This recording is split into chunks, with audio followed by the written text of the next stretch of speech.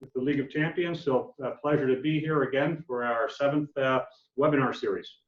Today we've got a very interesting session going on here. It's returning to the Safe Worksite.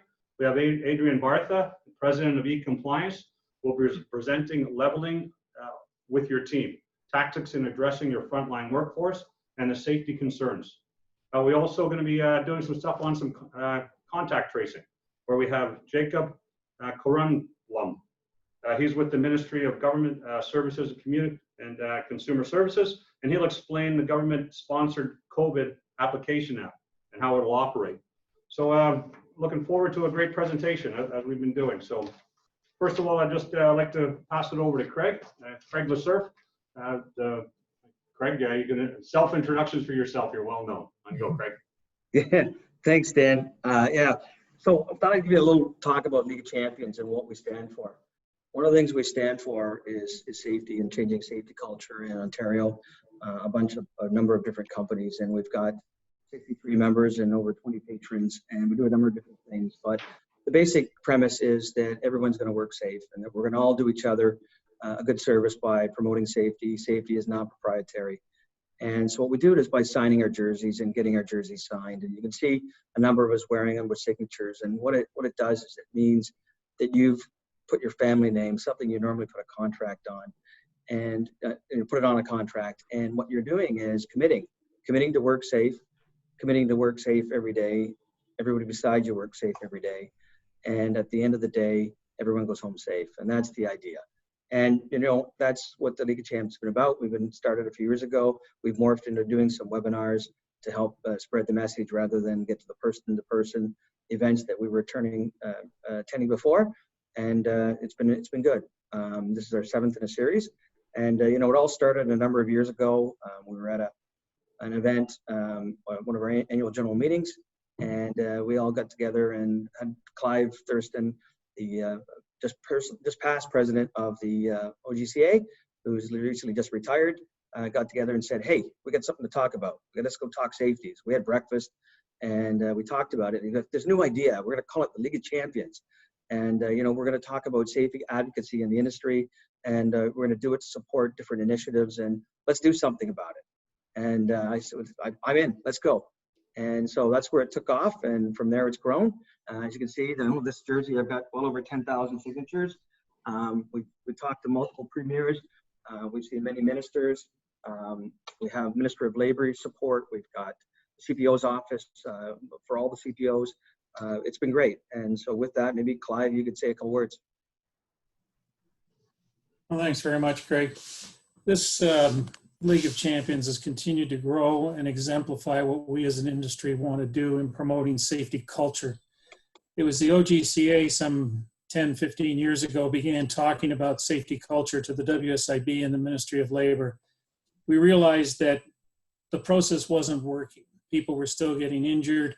Why was that? There were increased fines, there were commercials, there was all kinds of promotions going on, and yet we still had accidents. And we believed it is to do with your culture and what you believe, and that culture has to be changed.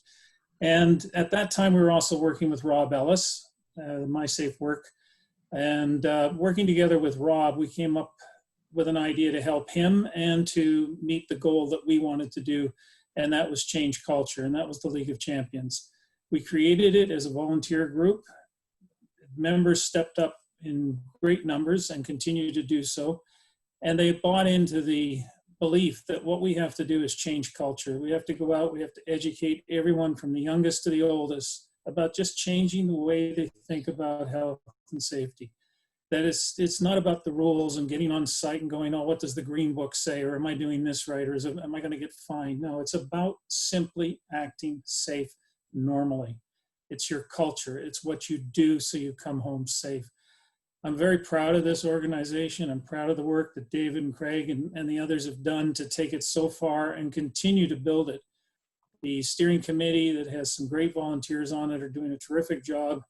And I think the future for the League is very, very good, and it is having an impact. We are impacting the industry, and now everybody talks about the culture of safety. And that was our goal, get people talking about cultural safety change. So thanks, guys, for all your hard work. Great job. Thank you. Well, thanks very much, Clive, and we're certainly going to miss your input. And you can see Clive's background there is his new home up at the cottage. So thank you very much. Over to you, Dan. Awesome. Thanks. Thanks, Craig. And thank you, Clive, for all your years of your dedicated work and your years of service with the industry. You're going to be missed. And it's been a pleasure working with you over the many years. I understand you're still going to be around for a little while, still leading our charge. Yeah, but enjoy your retirement, and thank you. Thank you, Dan. Much appreciated. Yes, we'll be in touch. I'd like to introduce David Frame. David Frame of the Ontario General Contractors. David's going to speak a little bit about, recognize some of our guests that we have here today, and also a little bit about the recordings and as we go. On you go, David. Thanks, Dan. Just before Clive goes, I've got two things to say. First of all, the League of Champions would not exist today without Clive. This was, as Craig talked about, this is Clive's concept. Nobody else has it, and it's continued to grow and grow. We got 2 more applications in for membership today, by the way, and that just shows that safety is becoming more and more of a focus in our industry, and a League of Champions is playing a big role in that happening. So, Clive, thank you for everything you've done and what you're going to continue to do to help us with safety. A couple of things, David. Much appreciated. A couple of things about our broadcast today. As always, it's recorded, and that recording will be posted on our website in about 24 hours. So you can go back, and if you miss anything, you can pull up the presentation and have a look. As well, I believe eCompliance has the material that they've asked to be able to distribute. So we're going to make that available through the website as well. I want you to know about our next program that's coming up on July 4th, which is taking advantage of Ontario's safety programs. So as you probably already know, the government and the IHSA and WSIB all launched their safety programs earlier this year, and they've continued to develop them. So we've got an opportunity this July to come back and remind you about the opportunities that exist. So we're going to have the Ministry of Labor in, Bill Roy, talking about the SOCI program. Paul Casey's going to join us again to talk about CORE 2020. And Rod Cook, who is with the WSIB, is going to talk about the Health and Safety Excellence Program. Not only are these all good programs, but you've got an opportunity to be recognized for what you achieve in health and safety and to get rebates from the WSIB on these programs. So the notice of this is going to come out in about another day or so. Please register. It's going to be a worthwhile program. Back to you, Dan. Awesome. Thank you, David. Thank you. Yeah, so it's my pleasure now to introduce Adrian Bartha. Adrian and I were friends from a long ways back. Welcome to our webinar. It's great to have you here. Adrian is founder of the eCompliance and president of the North American arm of Columbus. Previously, Adrian was an investment professional with over $5 billion private equity firm investing in the energy and infrastructure projects across North America, and management consulting with McKinsey and Company of the United States, serving a Fortune 500 company and government leaders. Combining his background in finance and his knowledge in health and safety, Adrian had begun educating professionals how to demonstrate and return to safety, using language to resonate with the high-level executives, and how continuous improvement can be leveraged to a competitive advantage. He's a graduate of McMaster University here in Hamilton, and I'd like to welcome Adrian. Thank you, sir. Well, thank you so much, Dan, and to the entire League of Champions for having me. I'm going to switch to share my screen now. And as you can see, I don't have my League of Champions jersey on because it's in our office, and we have the luxury right now of working from home, so I haven't been there in about a week. But let me just see if I could share my screen.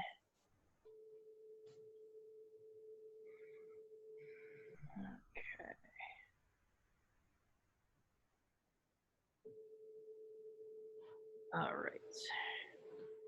Adrian, just one quick stop. We're going to do a little Q&As with Adrian right after he speaks. So he'll speak in about 15-20 minutes, having a little background of what's going on. But please, if you've got some Q&As, just put them in the chat room at the bottom, and we'll monitor the questions, and we'll have a little conversation with Adrian after he's finished his talk.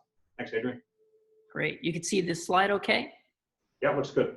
All right, so we'll get right into it. I mean, I'd like to just quickly highlight some of the stuff we've been seeing since the pandemic started, but also some trends that this has been accelerating that we're seeing in safety across the industry. And we support about 125 different construction firms across North America. So it's interesting seeing it at that level. And the stories of our customers and everyone that we're working with have been really, really fascinating throughout all this, and have accelerated some of the things I think we were seeing before. Just a quick background on myself. You know, one of the things my background that I didn't have there was in building a renewable power company is one of the projects that we were working on.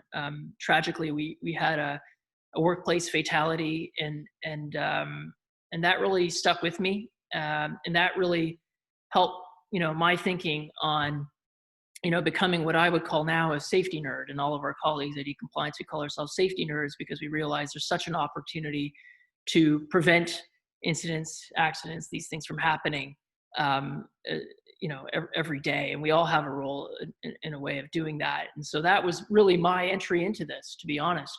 But it's something we're super passionate about. And I know it's so important for the future of our industry.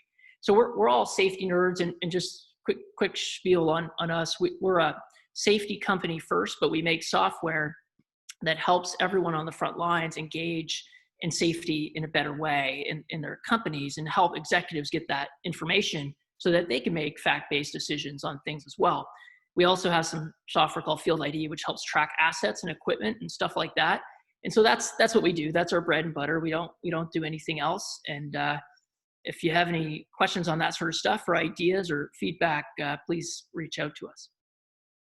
But right now, over the last 8 to almost 9 years now, we've been tracking the progress of our customers. And over time, we've basically supported our customers who have led the way in almost eliminating 1 million workplace incidents over the period of that 8+ years. And so we're closing in on that 1 million mark in the next 12 months, and something our customers are very proud of. So for COVID-19, this was one of the quotes I thought really, you know, helped me think through what the industry is going through. And this is definitely an industry that has risen to the occasion in so many ways, and has taken a very pragmatic approach, I think, to pushing through it. And so as leaders, we're all leaders, no matter what our title or anything is. It's really, how do we adjust the sails, and how have we adjusted the sails through this? And yet, you know, now that we're, you know, many of us are readjusting to a new normal, and there's a next normal that comes after that, we will probably adjust the sails yet again, and that will probably continue. And I think it just helps us keep perspective. Across the community that we support, we obviously saw a reduction in activity as some of the work sites became less accessible. But we've seen in the last, you know, couple months, obviously a return, and that's probably no surprise.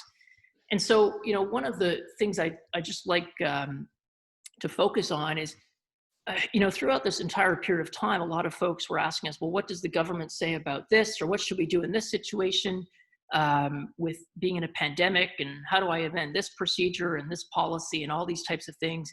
And what I find really interesting is it didn't really come down to, you know, someone telling us exactly what we need to do in every situation, which would be impossible. And thank God it wasn't like that. Obviously, we rely on the government for setting frameworks for certain work sites and others. But within that, 99% of the decisions that we make are within our companies and within our workforces. And so as we began to reflect on that, we thought, well, no one's really expert in managing safety in work sites during a pandemic. It's not something you really get your PhD in. So it's one of these things where we thought, how do we crowdsource all these different tactics that companies are using and put them in one place? It's not to say they're right or wrong, they're just different tactics. And so one of the things that I'm told that we're going to be able to send out a link or an email after is to download a resource. And we actually have a Google Live spreadsheet of a lot of change management tactics for returning to work, or if your work sites are already operational, what controls or ideas or techniques can you put in place to help the workforce feel more confident and more comfortable right now? Because this is one of the things we've constantly been hearing is some people can't wait to get back to work, others want more work, and some people are a little bit worried too, especially those who are more vulnerable or have pre-existing conditions or take care of older ones at our homes. And so this was something that we put together as a community. And so I highly encourage you to download this resource, take a look at it. If you have techniques, things that work in your work site that you think you want to share with others, please contribute to that crowdsource spreadsheet as well. And if there's one thing on there that could help you, awesome, take it. If you got one awesome technique, please bring it forward. I just, there's like 200 things in there. I'm not going to regale you with them all, but these were some of the basic things that we saw companies doing to adjust and to create safer work sites and increase that confidence level. Whether it's UVC lighting solutions for common areas with tools. There's a local company here in Canada in the Greater Toronto area called Lind Equipment, which manufactures this stuff and has been specializing in this stuff for many years. We also have new techniques for how to create handoff procedures for when contractors and trades are working with each other on site. And so these are all little things that we could think of, and I really encourage you to check it out. So I'm not going to get into all the details, but if you look at it later, please, and if you have something to contribute, we would really appreciate it. The community would really appreciate it. There's no cost or anything like that. It's just sharing of tips. Some of the other changes that we've been seeing in safety for a while, but are getting accelerated by this are listed here.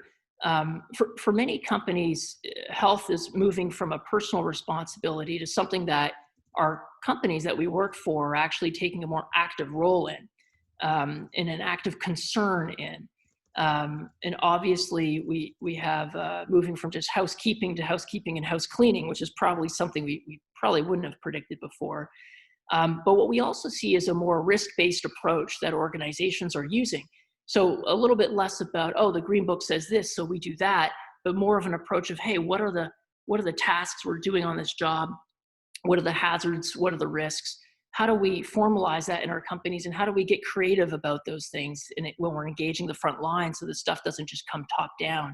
So this is another trend that we're seeing. And we're also seeing a lot more companies engage their front lines so that it's a little bit less about safety only when things go wrong. Believe it or not, there's been more of a push to recognize the people that are doing things right, even though a lot of us who might be older school in the industry might say, well, that's just part of your job. But for so much of the younger generation, acknowledging and recognizing people when they do the right thing or when they have creative ideas, especially related to protecting the workforce from contracting COVID, these are things that we're seeing a lot more of in organizations than we would have seen, even just 24 months ago.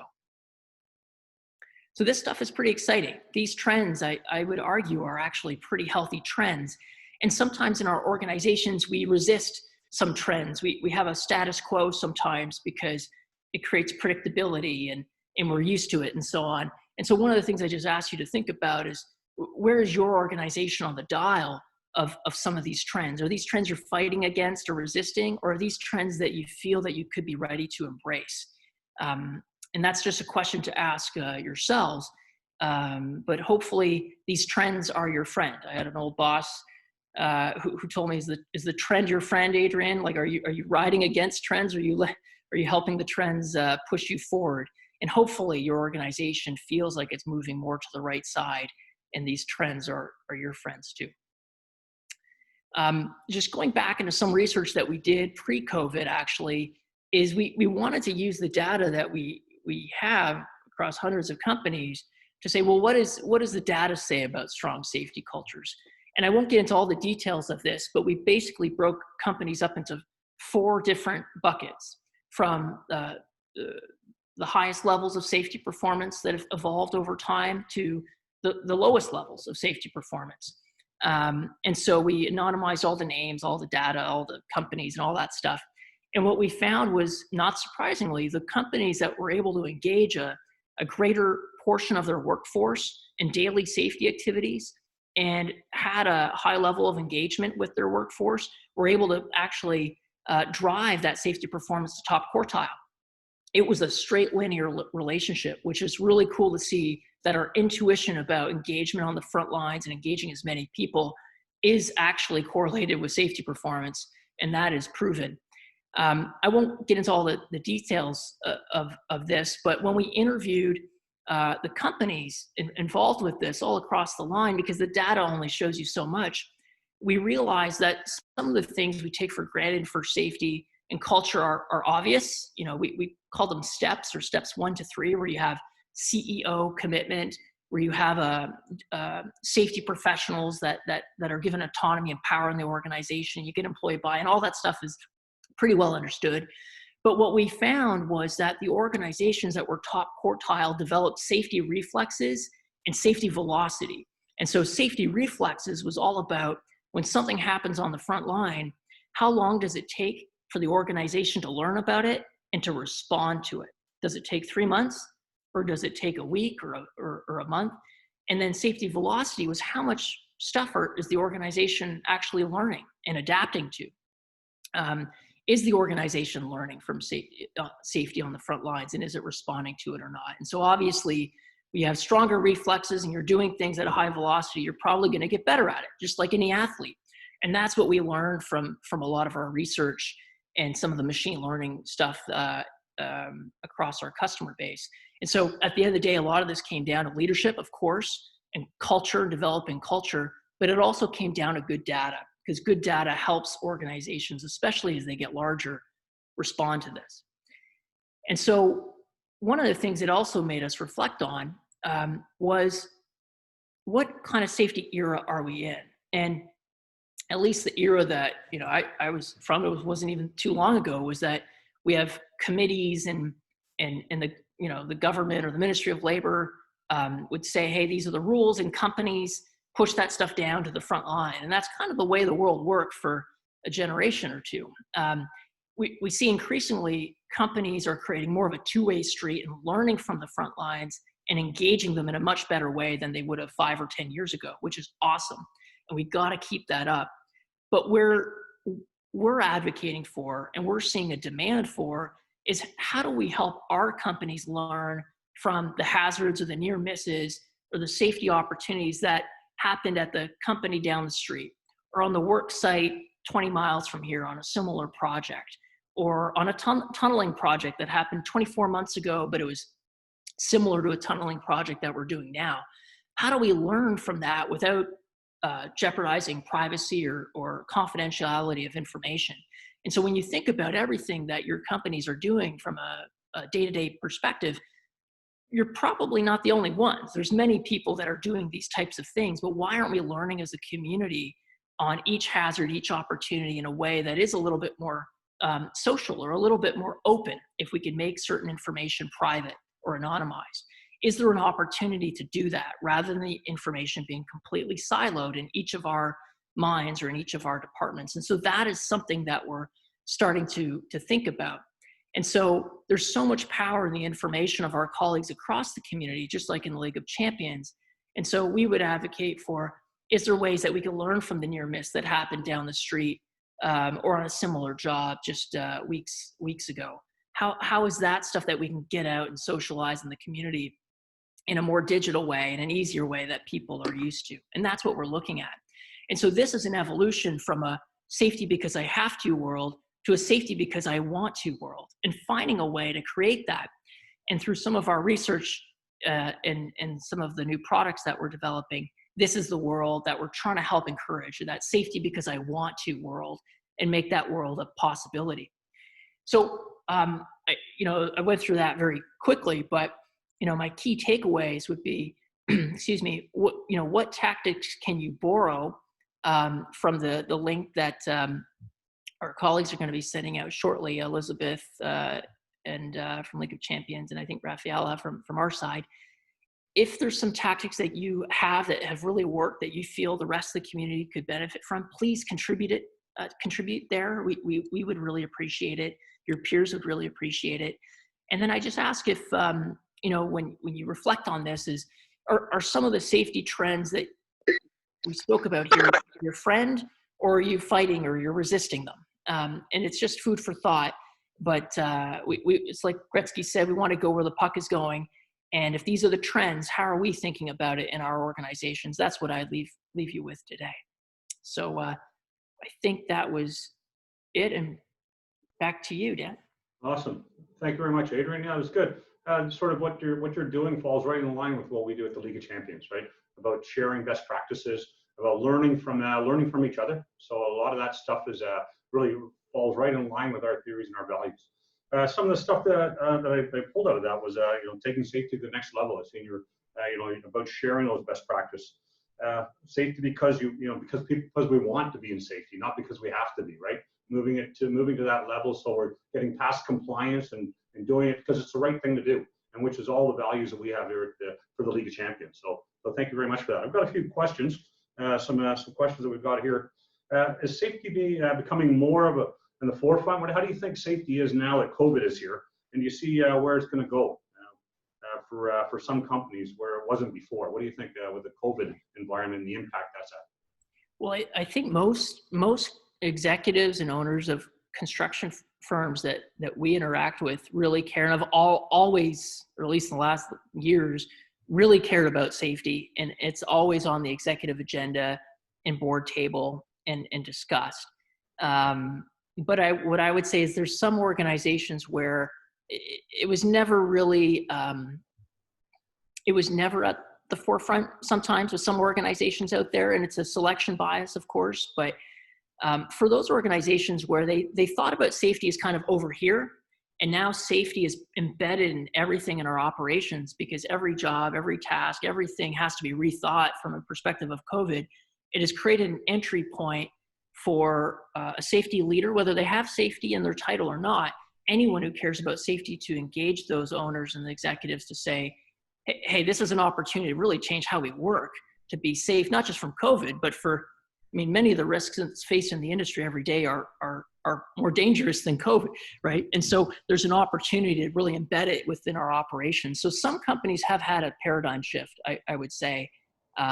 Most, I feel, have always felt this way, but some have experienced that shift.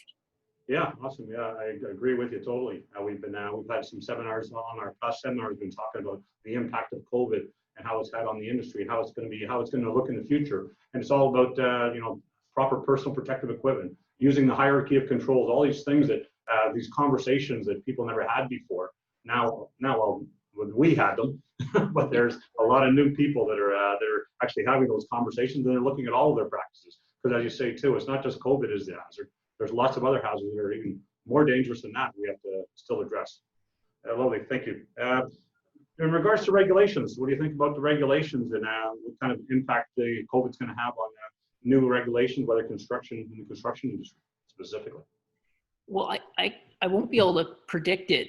I just, it's more of a hope. I hope I hope there's more flexibility given to businesses. So rather than it kind of be black and white, allowing our industry to really figure out a lot of things on its own. We have a lot of great groups like OGCA and IHSA and League of Champions. Like we have so many groups to figure out the details. I just hope that whatever comes down the line is not so overly specific or heavy-handed that it gets us into a frame of mind where we're not thinking for ourselves as an industry. And I know as an industry, we want to think for ourselves. We don't want interference. We want kind of the broad framework and then for us to figure it out. But I do hope that risk-based approach continues so that we could assess our own risks on our own projects and own jobs and push forward from there, because some of this stuff is really hard to just say it could only work one way or another. It'd be hard for anyone to really say that, in my opinion. That's great. Yeah, I agree. I agree with you totally. We don't want to be too prescriptive. We want the industry to sort of take care of the industry, and that's a lot of things that the OGCA and the League of Champions have been doing with the shared practices. One more question here regarding sensitivity of and privacy information when you talk about crowdsourcing and learning from each other. What kind of concerns do we have there with sharing best practices or the privacy issues? Yeah, I think it's a valid concern. Especially with health information or identification of anyone who contracted COVID. And so on one hand, I think we got to be very sensitive to that, and we don't want to shame or out anyone for contracting something that epidemiologists suggest that maybe within 18 months, half of us will develop or come in contact with some strain of this in some point. So, but I do feel that some of the stuff upcoming with the government of Ontario and the federal government with contact tracing is going to create a new way that we think about privacy of information, because we'll probably be open to giving some things, but having names and families kind of anonymized and companies anonymized. We don't need to give out that information, obviously, but we still want to make sure we're protected. So it remains to be seen. Don't have an answer, but I think there will be a shift in how we think about the value of information that we get for what we give up. Hopefully we don't have to give up our individual or family privacy or business privacy to do that. And I actually think we don't. I think the technology will actually figure that out. Yeah, that's true. I guess the conversation we're having today, 3 months ago, we wouldn't even be having it. There would not be, we would not be talking about contact tracing and where I'm going and what I'm doing and who I'm spending my time with. And now it is a conversation of what we have to do now, which segues us right into our next speaker. So I'd like to thank you, Adrian. Great presentation, and we'll look forward to some more. I'm going to stay around, and we'll have a follow-up conversation at the end. Thank you. Awesome. Thank you. Yeah, thank you. So Craig, I'll pass it over to you, Craig, and you can introduce our next speaker. Excellent. Thank you very much, Dan. Today we have with us a member who's bringing out a new app, and what it is it's the Jason Cornbloom, who is Minister of Consumer Services, Governor of Ontario. He is Senior Manager Policy, Ontario Digital Service. And I know Jacob wanted to get right to his slides and not do his bio, because it probably goes on for too long. But right now you're muted there, Jacob, so I'm going to unmute you. And welcome, and thank you very much for joining us today. And I know you're going to talk about some interesting stuff, and then afterwards we're going to take some questions. I have a few myself, talk about it, but I'd like to hear about the app that the government's coming out with. Sure thing, and thanks again, Craig, for the intro. Yeah, so I represent the Ontario Digital Service, which is part of the civil service in Ontario. So we're not a part of the government, but we serve the government as the Ontario Public Service does. So yeah, we don't generally do bios about ourselves as individuals, but what I can tell you is I head up the policy team that has been working on this solution for probably about 4 months now, really since the pandemic started. And really what we wanted to prioritize was a safe return to work for folks across all sectors. Again, construction and trades being first and foremost, among others, and really ensuring at the same time that people across the province can have the comfort of using an app that protects their privacy and that's not sharing their personal details with others in a way that they would not condone. So I'll give you a quick walkthrough in terms of what we're doing, and then, yeah, happy to take questions. So I'll share my screen, and Craig, let me know if this is not showing up. Hopefully it is. No, it is. Excellent. Great. So we'll give you a quick walkthrough, and just again, building on Adrian's presentation and just some of the comments, just to give you a quick overview of what the app does and doesn't do, just right off the bat. So it's a part of the National COVID Recovery Plan and Ontario's own case and contact management strategy that was released a few weeks ago. But what it doesn't do is collect the names or phone numbers of people to actually do specific contact tracing. That's happening over the phone by public health workers, and it's still a key part of the puzzle. So if either you yourself have been exposed to COVID and you've tested positive, or folks in your network have, you will ultimately get a phone call from public health to do that. But what we're focusing on with the app is a complement to that. So it supports that, but it's not trying to replace it. It's doing something a bit different, which is basically anonymously notifying everyone who a user of the app has been near in the past 14 days. And it does that by using the Bluetooth signals on your phone. It's not using GPS. That's another kind of common myth. It's not tracking your location. It doesn't know where you are. It doesn't know who you've been around, where you've been.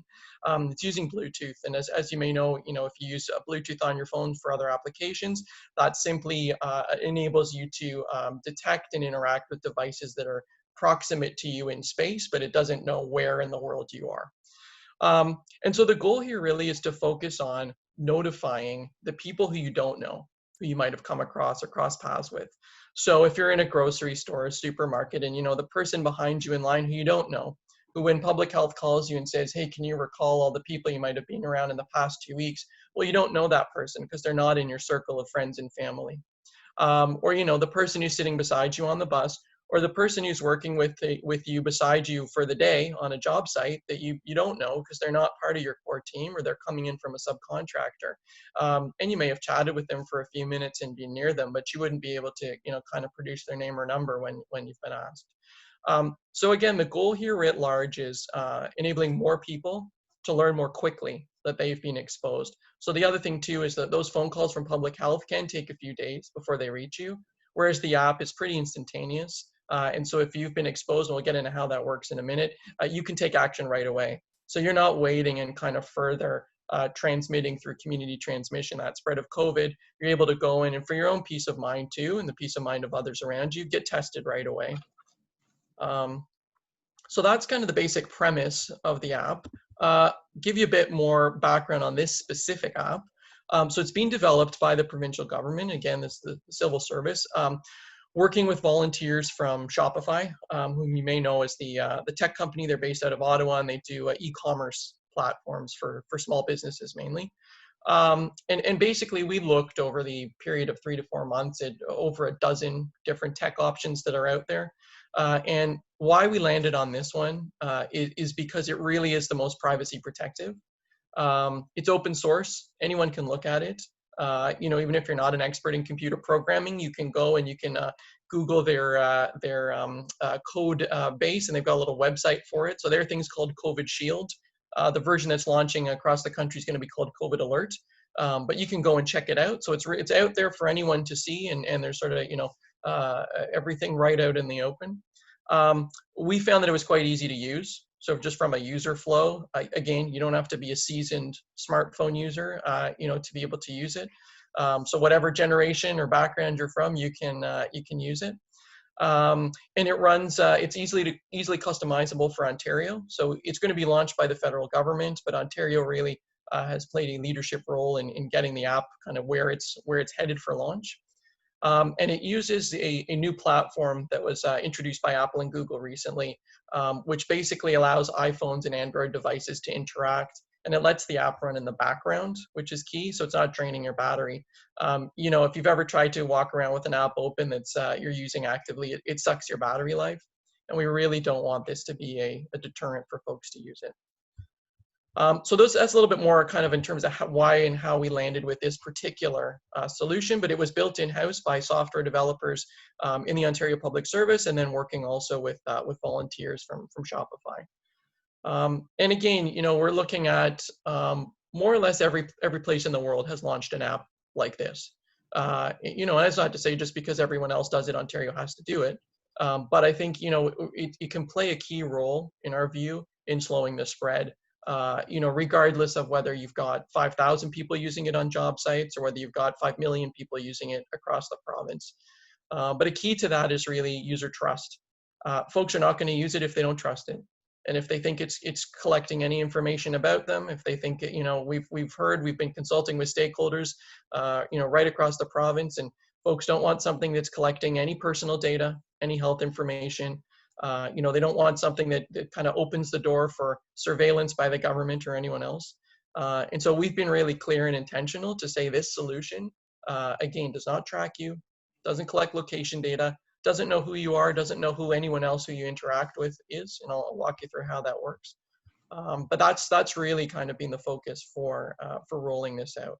And we think that's the key to building trust, again, when you're using this, whether it's at a place of work or in your own personal life. So the way it works, you download it from the App Store as you would any app onto your phone. And as I've said, once it's downloaded, it runs in the background. So there's nothing further you need to do with it. And you can frankly just ignore it, it's there. When you interact with another person who's using the app, so you do have to have people using the app. If you interact with someone who's not using the app, it won't work. So you need to be interacting with other users. But when you do, you exchange what we call a digital handshake with them. and that's a randomly generated string of numbers. It's not your phone number, not your name, nothing that gets traced back to you. So you exchange that string of numbers, and you do that every time you come within a radius of another user. And that goes on, and you go about your life, and you go shopping, go to work, do your thing.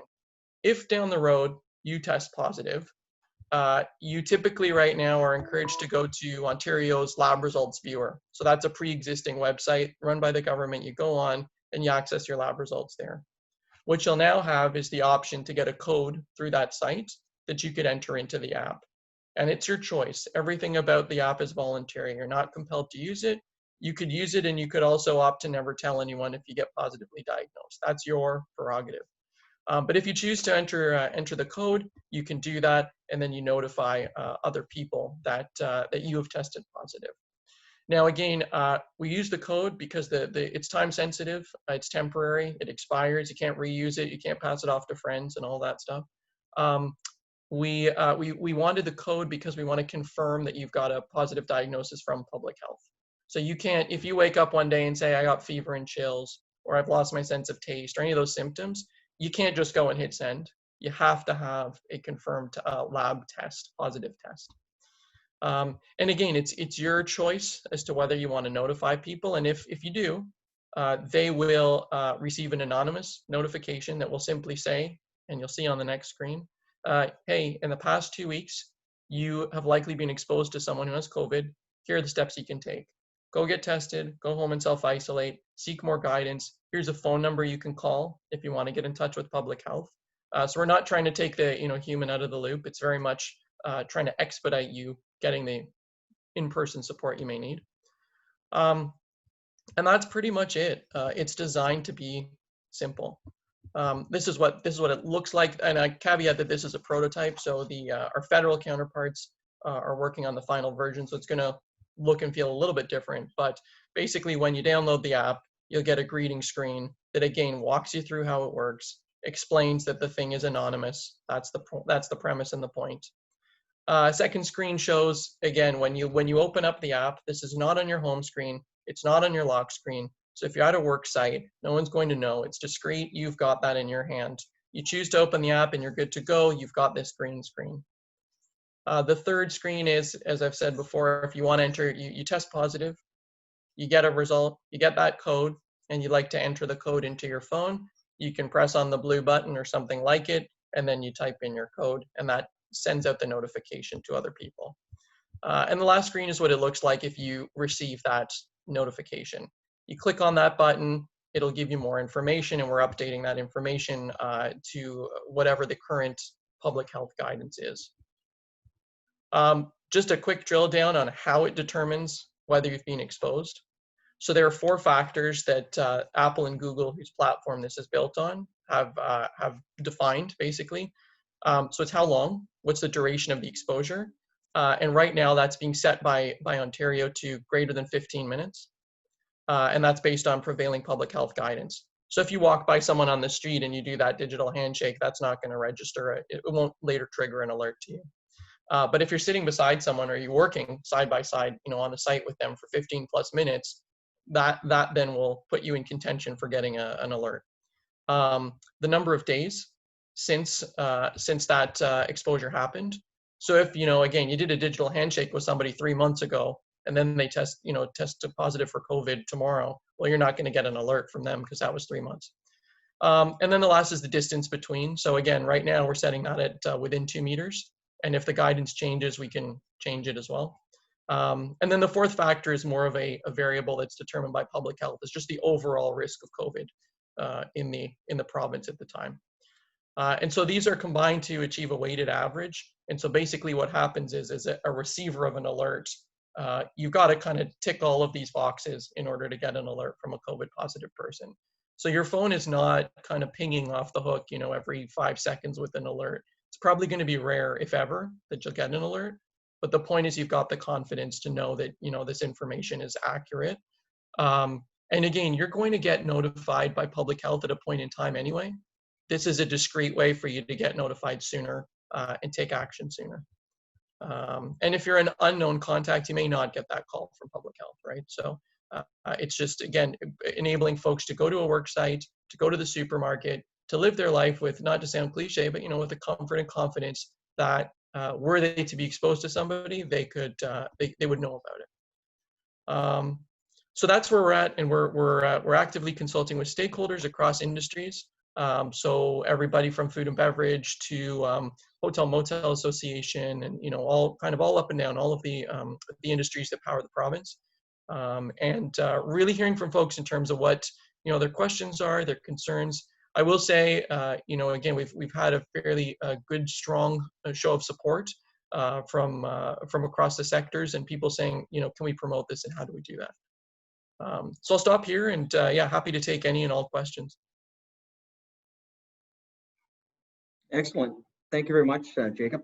So we got some questions. I've got one of them online right now, and it just changed on me. Of course, I had it brought up. What's the difference between the Canadian and Ontario contact tracing versus the LIS and Android apps that can be downloaded now? So yeah, I think there's maybe a bit of a misconception as well in terms of what is available on iOS and Android. So Apple and Google only authorize one authorized app per country, basically.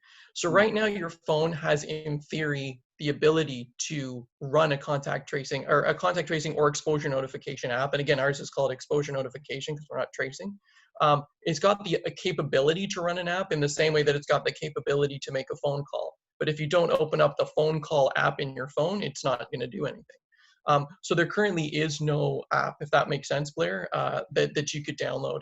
And if you're seeing one that's in the App Store, then it's not an authorized app, and it wouldn't be running on the Apple or Google platform. This app will come out with federal government as the publisher, Government of Canada, and that'll be stated quite clearly, and you can click through to links that link you to the federal government. So yeah, I know we do know there's been some questions floating around on that point. So on some of the other stuff, that realized when you do contact tracing and exposure, I mean, we've been looking for a definition in Ontario for what is actually close contact for a while. And you mentioned 15 minutes as a criteria, yet I could go up and kiss somebody. Not that I would, my wife won't be here watching, I didn't do it. She's a nurse too, so she'd just like a double whammy. Yeah, seriously, if you actually go out and I was to kiss somebody and there was an exchange of saliva, which definitely would count as an exposure in my book. Yet I'm not there for 15 minutes. Yeah, I mean, so there's to be candid again, I mean, there's been questions around, how do we ensure the accuracy as much as possible? Public health guidance has changed over time, right? And it may change again, I mean, as the risk goes down or up, that time and distance may also change. So like why is it 2 meters and not, 1 meter? So that's based on the prevailing research, and basically Public Health Ontario's current guidance. They're saying, we're looking at the research, we're learning a lot about how this can be transmitted and not, and based on what we feel today, that's where we're setting it. So yeah, I mean, I agree. There's other questions too. If you're wearing a mask, the app doesn't detect if you're wearing a mask. So does that decrease your risk or not? But basically the rule of thumb that's being applied is to err on the side of caution, and to say, look, for avoidance of doubt, we're going to set it at 15 minutes and 2 meters. We're not being more kind of, I don't know what the word is, liberal than that, right? We're not setting it at 30 seconds. So again, you're not trying to get a ping every time you pass someone on the street. But like I say, that may change over time. If the risk goes up and the infection rate goes up, they may say, you know what, it's everybody within 1 meter, and it's a shorter period of time. But the default setting, that's what Public Health are going with, and so we obviously respect their choice on that. Okay, I've got some more of my own questions, but the Q&A, if you want to just type in your questions, Jacob's happy to answer them. So Jacob, one of my concerns has always been isn't a privacy issue. It literally is, how do you make sure it's reliable? I have this false sense of security that I have a contact tracing app, and in your case, it's an exposure app. How is it going to be triggered when somebody was in my vicinity for 14 minutes and I was exposed, and yet I think I'm safe and I'm not, and here I am going along my way going la-di-da-di-da, I'm good, I've got the app, I'm protected. It gives you that false sense. Yeah. So I think, look, I mean, it's, this is one piece of a puzzle, right? Of a public health strategy. We're not saying just use this at the exclusion of all other things. It's not like you could use this, strap it to your whatever pocket, and then just don't wear a mask and do, go about and, get close to people. You have to do all the other things too, right? So you have to exercise prudence. You should be staying, 6 feet away from folks as a matter of course. You should be wearing a mask when you're in certain settings. And again, that varies by municipality, as we know, right? So Guelph's made it mandatory. Toronto said they can't, and we're in the Toronto area. That the transit network has said starting July 2nd, you have to wear masks, but we won't enforce it if you don't. So there's a lot of, kind of back and forth, right? Yeah. So, so the bottom line is you still have to exercise and follow all the public health guidance you would, even if this thing wasn't there. So we look at it not as like a kind of cure-all, but more as part of the arsenal you have. So it's kind of like extra protection, but I wouldn't rely on it as your sole protection, if that makes sense.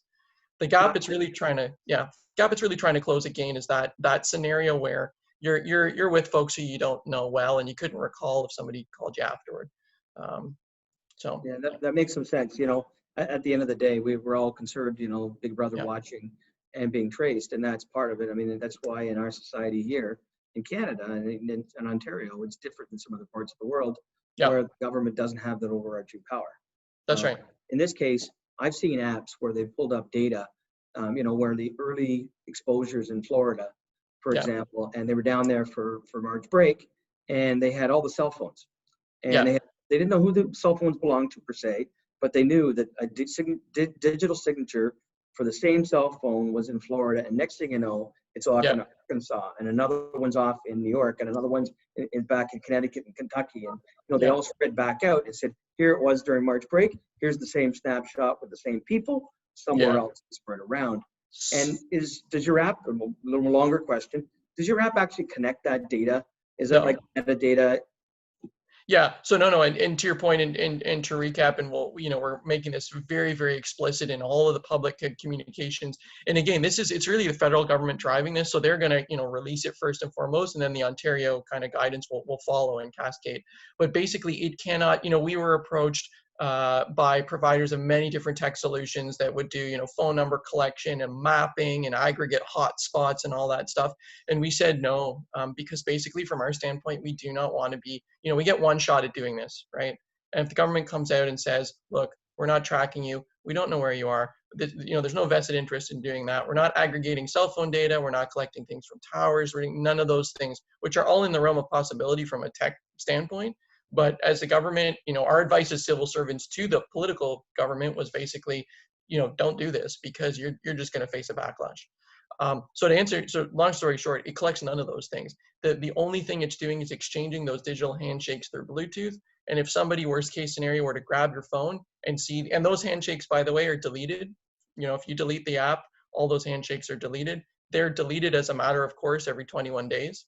But if somebody were, worst case scenario, to steal your phone, and they were to hack into the app and they were to somehow find this, they would literally be looking at a list of random numbers. It would tell them nothing. There's nothing they could meaningfully get from that data.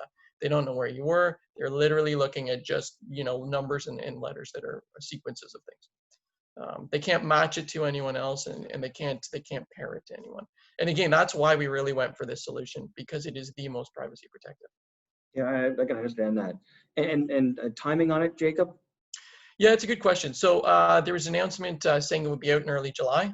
So we're following the lead of our federal counterparts. They're basically doing beta testing. So they're taking like a sample of folks at the federal level and just road testing the thing to make sure it works. But I would say within the next few weeks, we're hoping before the end of July it'll be out. So yeah, I mean, I guess my appeal and request to members, I know we're up at time here, but please do reach out. Elizabeth Scott contact information, and you'll see it. I mean, it'll be promoted. And really what we're asking is, again, that it's stronger the more people who use it. So the extent that you can promote it and encourage its use, we'd be grateful. Well, it would be. As an employer, I run a company, and the last thing I like to do is have my place shut down. And it'd be nice to have people have the app when they're on my job sites to say, you know what, you've had exposure, you've been on this job site, or when they come to the job site, they know they're clean. Right. It only works is if we have the herd immunity for apps, that everybody sort of has the app and is using it. If only a few people use it, it doesn't really do much, because you said your digital handshake is not happening for those that don't have the app. 100%. Right. Okay. That helps a lot. I know, David, we were talking about this the other day, and that was one of the concerns of our members. So I don't Yeah. see any more questions. I had mine answered. Does anybody else? Final call? Okay, with that, I'm going to turn it back to Dan. And Jacob, I want to thank you very much. Appreciate your time and the government supporting an initiative and looking after our privacy as well. Yeah, no, thanks. My pleasure. That was great. Yeah, thank you, Jacob. Thank you, Craig. Yeah, very good. Like I say, we look forward to seeing the new. No, you didn't call it a contact tracing app. You called it a, what's the our proper terminology? Exposure notification, but we're just going to call it COVID alert. Yeah. COVID alert. Yeah, good. So that should be coming out in July, and I look forward to seeing it. Thank you. And so now I would like to wrap things up. Just basically, I'd like to thank our two guests, Jacob and Adrian. Thank you very much for being here. Great presentations. Also, Clive, a pleasure as always to have you here and with your retirement. And also at the same time, welcome Giovanni. Giovanni's online, I understand too. So Giovanni, welcome into the new role. We also our guests, our speakers that have our speakers. We've got our moderators that have been here, but also the guests that have actually been attending. So thanks everybody for attending today. And if there's any last comments from David, Craig, we're all good. Lovely. Thanks. So we'd just like to sign off there now and hope to see you guys all on July 14th, where we'll do the SOCI, the Excellence, and the CORE program. So we'll be talking about that, how Excellence can help you with your the fact that we're working on the COVID topics. So all those COVID topics will be part of your Excellence program. So thanks everybody for being here. And Elizabeth will sign us off with our music, and hopefully I don't have to sing through this one at the end. Thank you, everyone. Thank you. Thank you, everyone.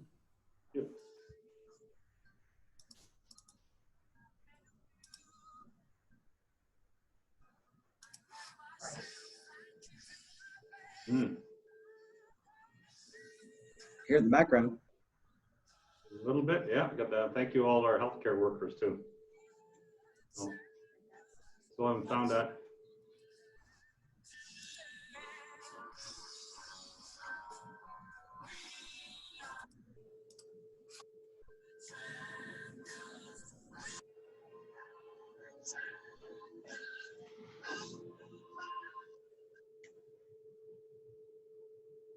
Okay, thanks everybody. We'll see you in 2 weeks' time. Thanks everybody for participating. Thank you. Take care.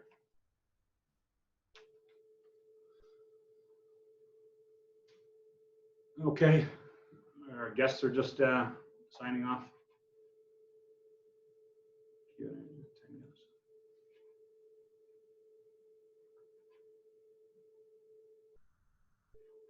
Okay.